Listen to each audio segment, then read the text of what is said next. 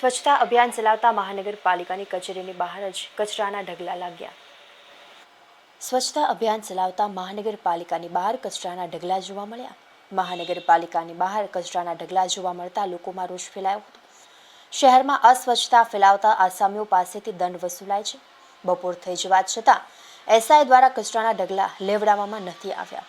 આમ જનતા વિરુદ્ધ કાર્યવાહી થઈ રહી છે ત્યારે આ વિસ્તારના એસઆઈ વિરુદ્ધ પગલાં લેવાશે કે નહીં?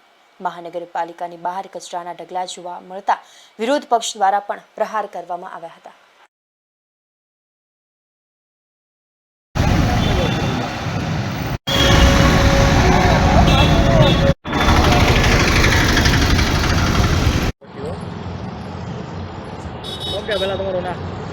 હું ભાવનગરથી વિપુલ ખુમાણ।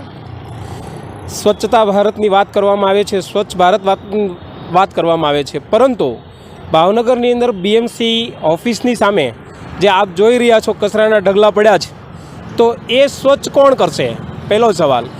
નંબર 2 કે ખરેખર ભારત સ્વચ્છ રાખવું હોય તો શરૂઆત પહેલાં આપણાથી કરવી પડશે, કમિશનર ઓફિસથી કરવી પડશે। પરંતુ સત્ય એ છે કે બહાર સ્વચ્છતા રાખવાની વાત કરે છે પરંતુ ત્યાં કચરાના ઢગલા જોવામાં આવે છે, એ દુઃખની બાબત છે। અને આવનાર દિવસની અંદર જો આ કચરાના ઢગલા છે એ હટાવવામાં નહીં આવે તો પ્રજા છે એ રોગચાળામાં પ્રેરિત થશે અને નાગરિકોને નુકસાન થશે। તો સ્વચ્છતાની અંદર દરેક વ્યક્તિએ સાથ સહકાર આપી અને સ્વચ્છતા ઝુંબેશને સહકાર આપવો જોઈએ, પરંતુ એ સહકાર જોવા મળતો નથી, એ દુઃખની બાબત છે।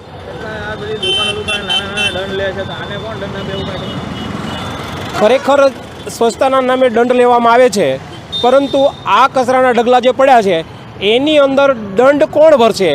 એ સીધો સવાલ એક ભાવનગરના નાગરિક તરીકે પૂછું છું કે આ દંડ કોણ ભરશે?